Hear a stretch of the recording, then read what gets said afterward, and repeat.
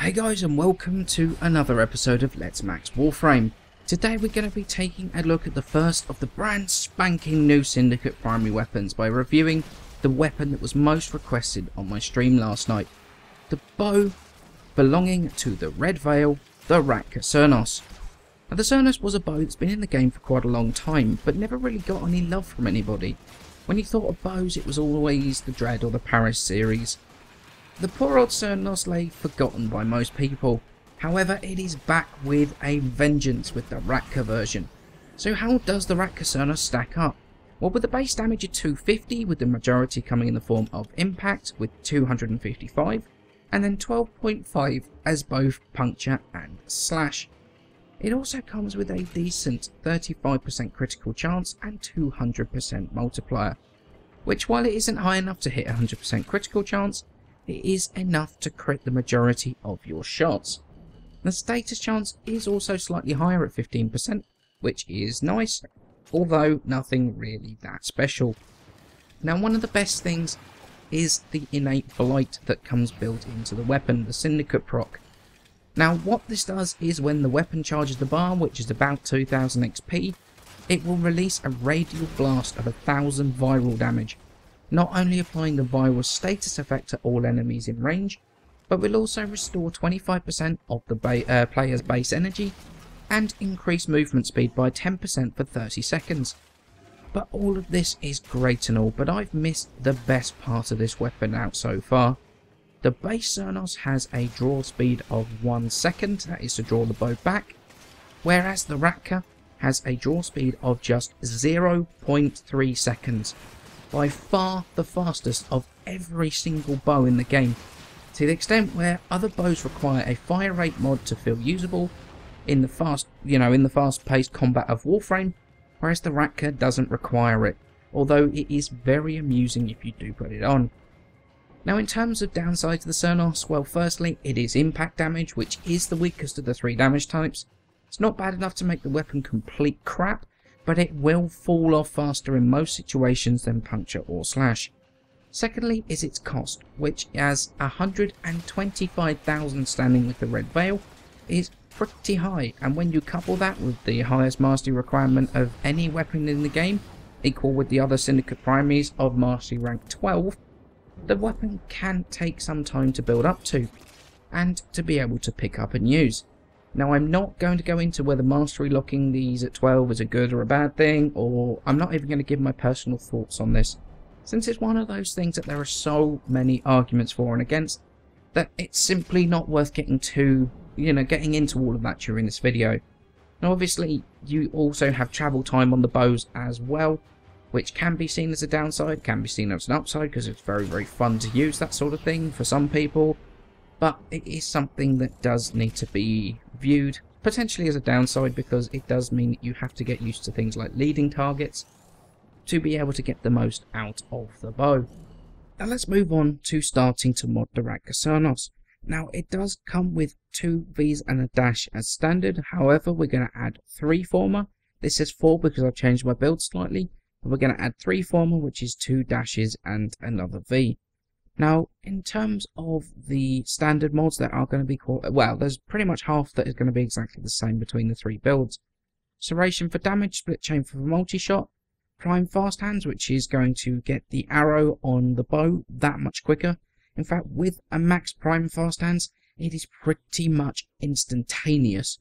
So this is an absolute fantastic mod to have on here.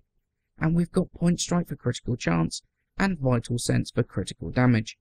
Now, we're going to go with a max elemental build for each of our factions. So for the Grineer, we're going Hellfire and Stormbringer for radiation, and Infected Clip for the toxin damage. For the Corpus, we're going to go with Magnetic and Toxin. For some reason I've got Hellfire on here, but we're going to go with Magnetic and Toxin, which is going to be Cryo-Rounds and Stormbringer for the magnetic damage, and Infected Clip for that toxin. And then for the Void, Stormbringer Infected Clip for the corrosive damage, and Hellfire for the heat damage.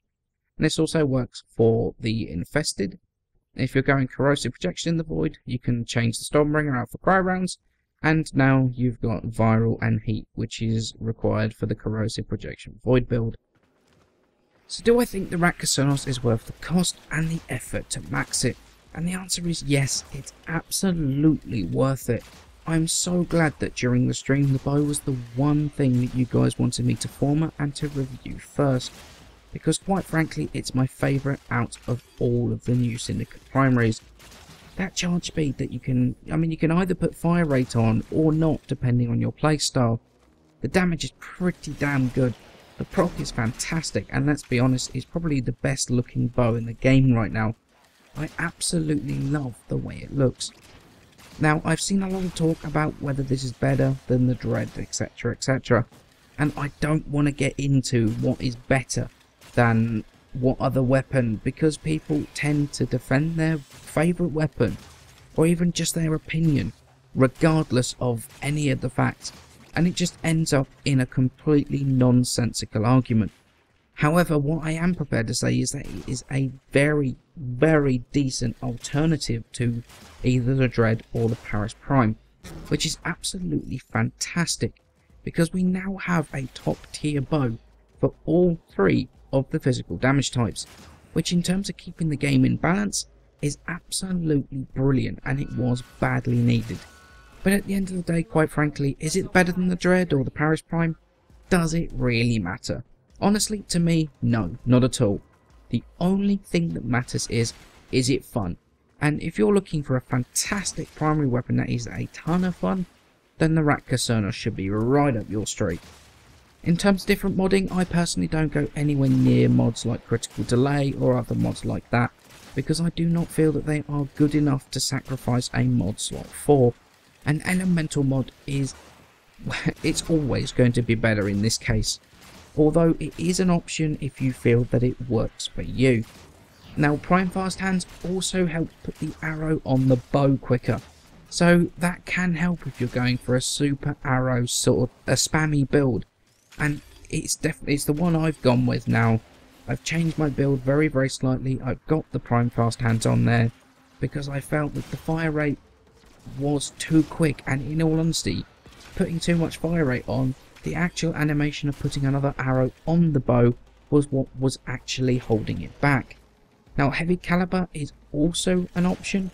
I personally just don't like it because of the accuracy loss. Not everyone finds it as bad as I do.